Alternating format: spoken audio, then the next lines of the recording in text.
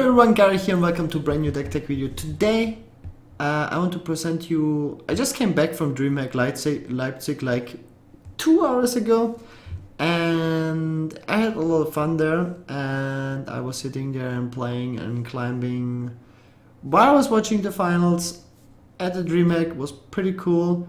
And Purple was there as well, and we were joking around. I climbed on an A2 Legend with Hunter.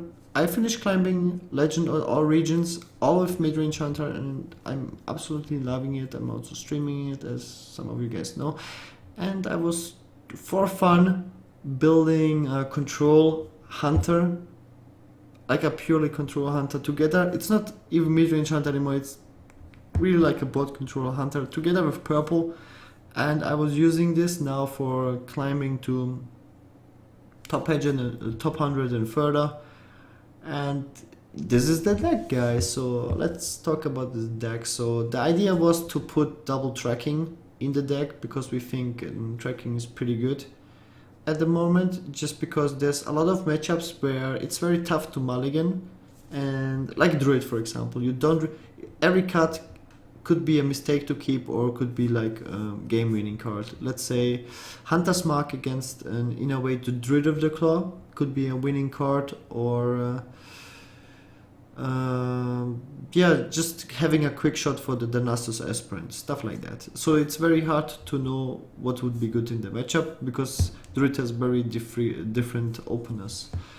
What is there to say? There's a lot of matchups like Freeze Mage, for example, where you want to have the Kazan, but just having the Kazan in the deck is usually not enough because you need to draw it, and the trouble tracking will obviously help it. And 1-drops are really not good right now, as also like players like Toolbearst figured out, just because of the meta and the early games that other decks play, like Secret Paladin, like the Lepanomes and Web Spinners cannot contest quite with any 1-drops that are played by the other decks right now, like Zombie Chows or the Zoo decks with the Void Callers and all the good stuff, and Secret Paladin, Secret Keeper and all the secrets. Like Hunter cannot really contest that, so you have to go away from the Face Hunter version because you just lose also to all Reno decks. Also against Shaman outraces you, so Hybrid Hunter is also pretty bad. So Midrange Hunter was working pretty well for me, but so should Control Hunter. So this is the Control Hunter deck. Double Hunter's Mark, pretty standard right now. It's better than Owl. It's like the tech card. You play usually one Hunter's Mark, one Owl, but Double Hunter's Mark is really good, mainly because of Secret Paladin as well, because that's how you kill a Challenger on 6. Here's the double Challenger in deck. You have the double Hunter's Mark. Unleash the Hounds plus Hunter's Mark should do the trick. You proc the Noble Sacrifice, you kill the Avenge if everything goes right as well, plus the Hunter's Mark. So all that should be left is like a Redemption, and you should kill the redeemed guy with a Hound as well. And Competitive Spirit is not usually a big threat, so that's like the counter. Hunter's Mark is very important against that. Against Druid, Hunter's Mark was always good as well. Some Druids even play an Ancient of War, and against that's the Uber Nuts. Against all the Handlocks, Taunted Molten Giants and all that good stuff, Hunter's Mark is a GG card. So tracking, double tracking, as I mentioned, we think it's pretty good because you just find the right card in the right time. Like your opponent has Master for Battle, then you want Unleash the Hounds or Dread Scale. Against Zoo, the same Explosive Trap as well, and so forth. Like you just try to find the right card. Usually tracking for a Hunter's Mark is also really good, or you track for cards to play minions in curve, like a high main when you track on 5 and stuff like that. So like right now I play the Explosive Hunter Snake Trap combo. This is just like for ladder purposes, because right now in ladder, Asia, EU and NA, there's a lot of Zoo players, a lot of Secret Paladin players, a lot of aggro decks in general. Against that, Explosive Trap Snake Trap is the favorite combo for me, because like what do you do to test it? You go face or you hit a minion, and if he guesses wrong, it usually wins you the game. So but if you play and you face a lot of like control based decks, Freezing Trap plus Snake Trap is a good combo, or Bear Trap plus Snake Trap. It really depends on what people play, or how, like, if people figure out your trap combo, it's sometimes nice to switch. Usually I swap out my traps like once every few days.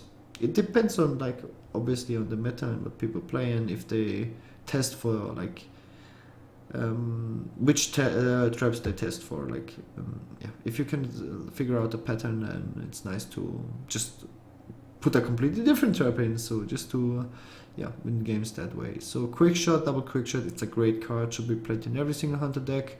Snake trap, as I just explained. Double hunter creeper, very good, best 2-drop for hunters there is, together with the mad scientist. Staple cards, knife jagger, also staple card, together with the unleash, and hunter's mark even pushes it even further.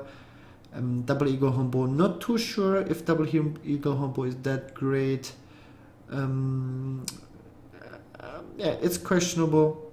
I for now play it. It's probably important against like tempo mages and stuff, and priests, to kill those clerics, kill those mana worms, kill those sorcerer's apprentices. Sometimes it's also nice to use it, to have something for the hunter's mark, just like a tool to kill it.